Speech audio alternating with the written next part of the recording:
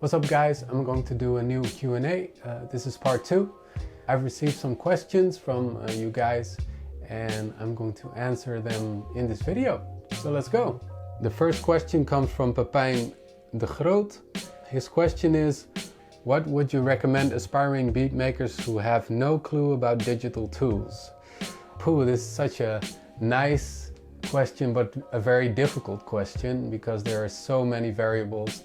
But just assuming that you are on a budget because you are a beginner and you're not willing to spend like €1,000 or dollars or whatsoever, first thing you have to consider is, do you want to use hardware or do you want to use software? For example, Ableton or Fruity Loops or Reason for that matter. Or do you want to go the hardware ways like using a MPC or a SP or a Digitac? There are so many other options regarding hardware. The thing with hardware is that they're pretty expensive, the most models, but you can always go for second-hand stuff. So if I have to recommend software, I would recommend Ableton or Fruity Loops. Fruity Loops is fairly cheap and Ableton can be cheap depending on which version you buy. And the only thing you need to have is your keyboard from your computer, but I would prefer and would advise to get a MIDI keyboard like this one with pads, so you can use these for your drums or percussion stuff, and your keys of course for playing melodies and chords. So that's what I would advise for starting with software. When you go the hardware route, you can go for MPC 500 or MPC 1000. Those are the budget options for MPCs. They're fairly cheap, especially when you buy them secondhand. The other options are a Roland SP 303 or a 404. Those can be maybe even cheaper than the MPCs, but they can be a bit more difficult when trying to make beats with them. The sequencers are not so good, but the resampling is dope and they have effects on them, so you can do almost everything in the box. So you have a compressor in there, you have some reverb, you have some echo, you have like a lot of effects in those devices. So the SPs have effects, the MPCs don't, as far as I know, the 500 and the 1000, but you could record that into your software and add effects afterwards. So that would be like the software and hardware options, but you also have a hybrid option, and that would be the machine. You have a cheap one, I think it's the Mini.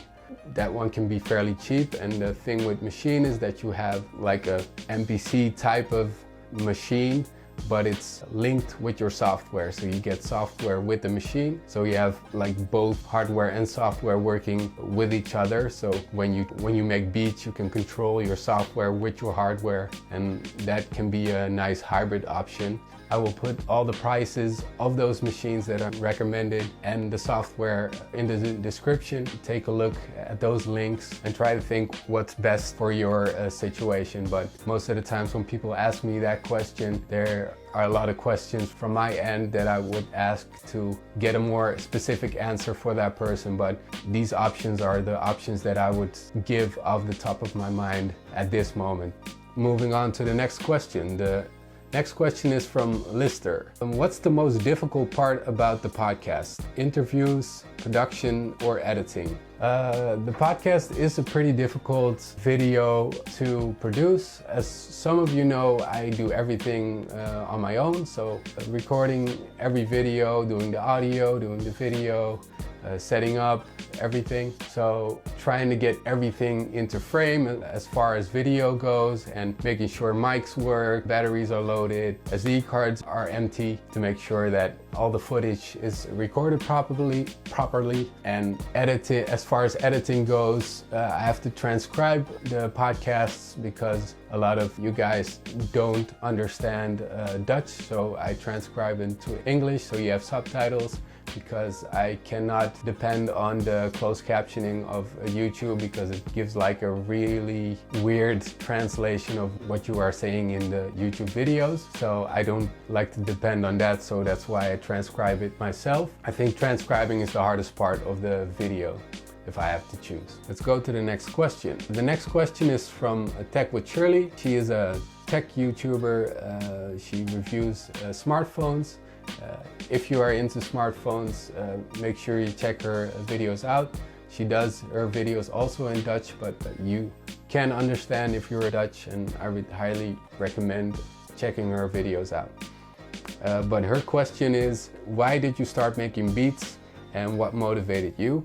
In the first Q&A video, I think I'm gonna put up a box here and give you the link to that video.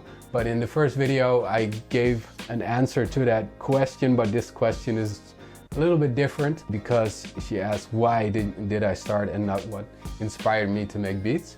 I started making beats because I used to play the drums and I wanted to have more drum sounds, and of course a drum kit has one type of sound, and if you want to have more sounds, of course you have to try different drum kits, but that would be very expensive. So eventually I bought an MPC so I could like load up a lot of different drum sounds, and I got more and more into hip-hop. So yeah, then I got into sampling, and that's the reason I started making beats, and that's what I'm still doing now. So I hope that answered your question. So those were the questions and my answers. Because I received that question from Pepijn about which gear he needs to start out with, I thought about making a video about gear and software and what you can use when you start out making beats. So I will go more into depth about making beats and what do you need to make beats. So that is a very fun thing to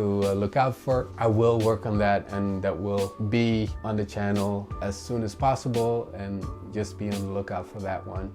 So that's going to be a very fun one for people that are, yeah, maybe flirting with trying to make beats, or maybe want some inspiration about gear that they can purchase, or maybe some alternatives of what they're using at this moment. So I want to close off this video. I'm back this year. I'm going to post videos more often. I will try to make videos 3 times per month instead of 2. So I try to ramp up the speed of uploading, and I hope you guys will enjoy this year with the drum kit content, and I will see you guys in the next video. Peace.